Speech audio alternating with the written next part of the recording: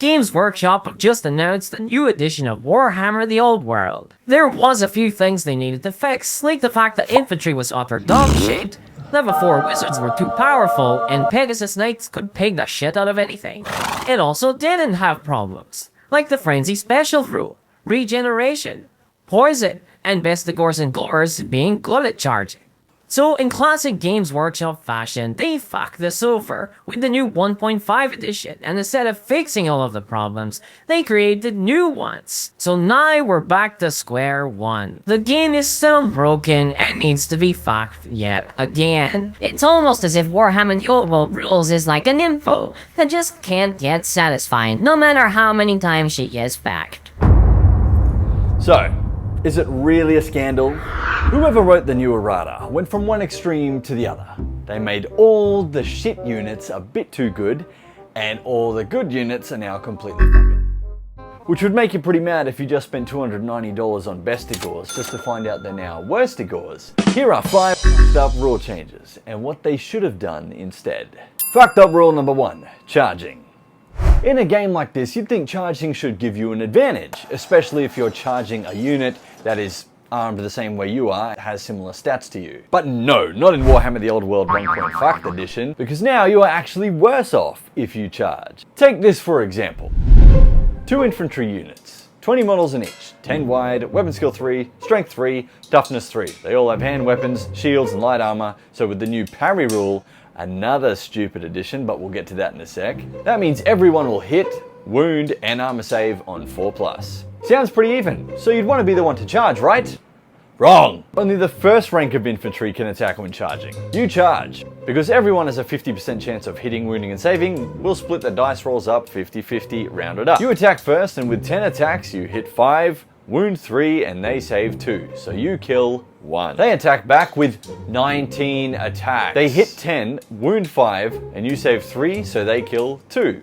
You lose. In a perfectly balanced situation, you are better off not charging. So now infantry matches are going to look like this.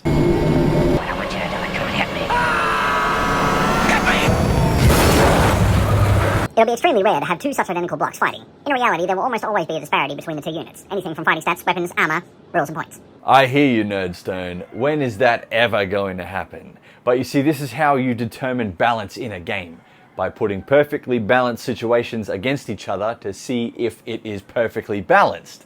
Fucked up rule number 2, parry. If you have a hand weapon and a shield, you can now parry, which means you get +1 to your armor save. The only thing is, it needs to be a hand weapon and a shield, meaning you cannot parry with a magic weapon. So your Sword of Might is really just a sort of meh now. The Sword of Might is not mighty enough to parry. Night Goblins that cost 4 points can now parry better than your shitty magic weapon. In fact, you're better off taking Night Goblins with hand weapon and shield than you are with spears and shield. And spears cost extra. You see, what Games Workshop forgot to do when fucking up the rule set is to adjust the points cost of things too. Now that hand weapon and shield gives you another +1 armor save, it should cost more, like light armor does. Fucked up rule number 3, wizards. Remember when taking a level 4 wizard meant you got 4 spells and you got +4 to your dice roll? Well now, for the same amount of points, you can just get 4 spells. Fucked up rule number 4. Here lies a not broken, perfectly okay, loved by all special rule. It stood the test of time and would have lived eternally, had Games Workshop not sprayed it with a Chinch demon shit. Regeneration! There was nothing wrong with it, but now undead get double regen save. They still only get 1 regen save for each wound suffered. This is so not a problem. Shut up, Nerdstone.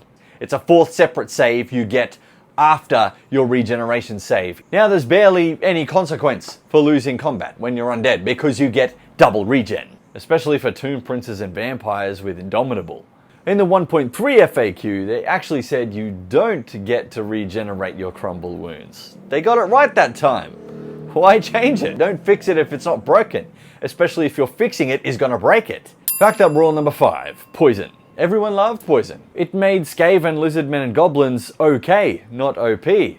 But now that you've up poison, Skaven and Lizardmen, who were already shit, are now even shitter. At least before this 1.5 edition, which is more broken than Nagash's social life, we at least had points costs that mostly made sense. Now they need to readjust all of it.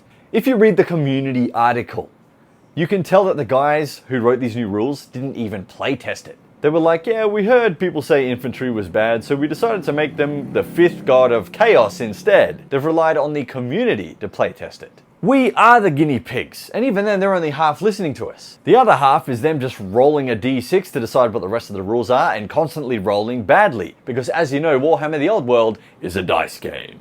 Now I get it, wargamers hate two things: change and the way things were. While in this video so far I've given Games Workshop a lot of shit, they did get some things right about the new 1.5 edition. Now here are 5 things that should have changed to make Warhammer the Old World 1.5 the greatest edition of Warhammer Fantasy. Infantry now fight in 2 ranks. Great. But what we're going to do is say that if infantry charge, they fight in the first rank and half of the second rank rounded up. Change number 2. Fuck parry. Remove it. Forget it. Stop being ridiculous. Too much other shit needs to be changed to adjust for that one thing. Change number 3. No regen for unstable. Leave regeneration the way it was. There was nothing wrong with it. Stop being ridiculous. Change number 4. Bring poison back. And frenzy. Change number 5 is magic. Now here is the big change. We're going to do the way spells are casted and dispelled like 6th edition, but with a twist. Each player begins with 2 separate pools of power dice. One pool is magic dice, one pool is your dispel dice. If you have 0 wizards, you only have 2 magic dice and 2 dispel dice. Each wizard can cast and dispel spells using their power dice. Your magic dice and your dispel dice replenish again at the start of every round. Not start of your turn, the start of every round. Level 1 wizards can roll a maximum of 3 dice to cast and dispel. Level 2 can roll a maximum of 4. Level 3, a maximum of 5. Level 4, a maximum of 6. Whenever you use your magic or dispel dice, you subtract them from your pool.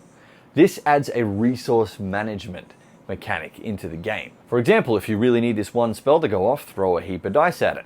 Or if you don't really care about this spell and you care about this spell, throw a little bit of dice at it to make your opponent, throw his dispel dice at it. Throw a ton of your magic dice at the spell you really want to go off. It adds a little bit of strategy rather than just chucking 2 dice at it, adding 1 or 2 and then trying Yahtzee. That's it, we now have the perfect edition of Warhammer. The Worstigors are back to Bestigors again, the points cost of things make sense again, and undead don't regenerate against crumble. Lots of you guys are complaining about a 6-up save that doesn't affect combat res. Shut up, Nerdstone. It's also annoying that I just dropped $290 on Bestigors that just got nerfed harder than a Bretonnian damsel at a Slaanesh orgy, but hey, that's just toxic Games Workshop love for you. I might start playing another game where they don't change the rules every 3 months. What's that game over there? That looks cool. I might give that a shot. One day later, Dwayne gave up on Warhammer entirely. I'm kidding. I've spent way too much on this hobby to just walk away from it like that. Plus, who else is going to make cool battle reports, right? If you want to be a member to see even more cool battle reports, check the link in the description below.